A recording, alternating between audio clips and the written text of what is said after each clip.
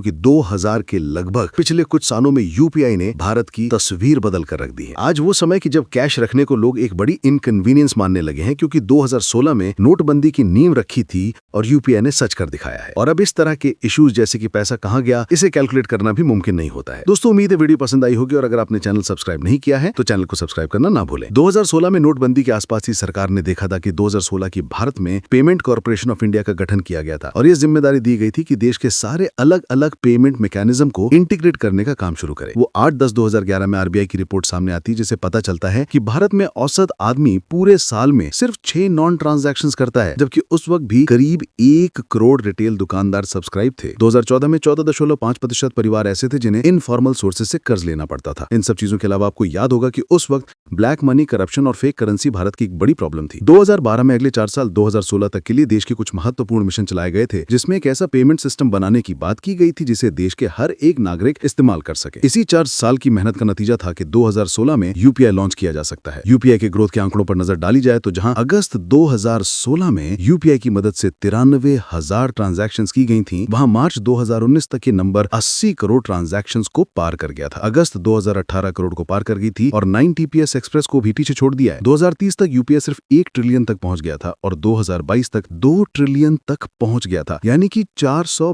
Billion से ज्यादा पैसे लोगों ने ट्रांसफर किए हैं। पर्सपेक्टिव के तौर पर देखें तो इसे यूपीआई को ग्रो करने में मदद की है, जिसमें पहला कंट्रीब्यूशन तो यूपीआई की मेकर्स का है, जिन्होंने इसे इतना सिंपल बनाया कि इसे आसानी से यूज किया जा सकता था। लेकिन इससे भी बड़ा कंट्रीब्यूशन इसमें 2 ऐसे फैक्टर्स का था जो डायरेक्टली नहीं जुड़े हुए थे यूपीआई से। 2016 में नोटबंदी और पहली बार भारत को बताया कि कैशलेस ट्रांजैक्शंस कितने जरूरी हैं, क्योंकि नोटबंदी के दौरान यूट्यूब, इंटरनेट बैंकिंग जैसी चीजें थी, लेकिन अभी स्मार्टफोन्स की अवेलेबिलिटी नहीं थी। भारत की एक बड़ी आबादी के पास नहीं पहुंच पा रही थी। कुछ लोगों को लगता है कि लोग सिर्फ फीचर फोन इस्तेमाल करते थे, लेकिन इस बात को लोग नहीं मानते थे कि स्मार्टफोन से भी लोगों को परेशानी होती थी, क्योंकि फोटामा था, जिस वजह से सिर्फ ऑफिस के टाइम पर आपको पूरे साल के लिए रिचार्ज के बारे में सोचना पड़ता था और उस हिसाब से कम लोग फोन लेने का टेंशन लेते थे। लेकिन जियो आने के बाद अब लोगों को समझ में आ गया था कि उन्हें रिचार्ज में ज्यादा पैसे खर्च नहीं करने पड़ेंगे, क्योंकि फ्री डेटा रिचार्ज भी सब कुछ पैसों के लिए मिल रहा था। इस वजह से जियो से स्मार्टफोन्स की बिक्री बढ़ी और शमशानी रूल के हिसाब से 4% लोगों में स्मार्टफोन्स के कारण जो लोग इंटरनेट से जुड़े। तो यह बात जरूर ध्यान देने की है कि किस तरह से सरकार ने मौका देखा। और अब क्योंकि पेमेंट सिस्टम की तरह पेटीएम को भी कोई कमाई नहीं होती है और कंपनी वाले कन्विंस थे कि आपने जोरों शोरों से यूपीआई को प्रमोट करना शुरू कर दिया, क्योंकि लोग जानते थे कि यूपीआई की वजह से नए कस्टमर भी पेटीएम के साथ जुड़ेंगे और फिर बाद में नए कस्टमर्स को ये आप अपनी सर्विस दे सकते हैं। अगर आज आप अपने फोन में पेटीएम खोलकर देखेंगे तो इसमें आपको कितनी सारी चीजें करने के ऑप्शन मिलेंगे। इन सभी से पेटीएम की कमाई होती है, बस यूपीआई से नहीं होती। लेकिन ये यूपीआई है जो बहुत से नए कस्टमर्स को पेटीएम के साथ जुड़ा है। यूपीआई ने बहुत ही जबरदस्त ग्रोथ दिखाई है। अब तक इसमें डेस्टिनेशन कंट्रीज के तौर पर 15 देश शामिल हो चुके हैं। 2019 में भारत और भूटान ने एक दूसरे के साथ एग्रीमेंट साइन किए, जिसमें यूपीआई सिस्टम के साथ ट्रांजैक्शन करने की बात कही गई। भूटान भारत के साथ में यूपीआई सिस्टम यूज करने वाला पहला देश बन गया। 2021 में यूए की कंपनी लूपीनेट के साथ भी भारत सरकार ने एक एग्रीमेंट साइन किया, जिसके मुकाबले भारत को यूए द्वारा की जाने वाली पेमेंट्स को सिंप्लीफाई करने की बात कही गई। इस तरह से अब तक सिर्फ भारत में ही यूज होने वाली यूपीआई सिस्टम को दुनिया के और लोगों के लिए भी खोल दिया गया है। जैसे कि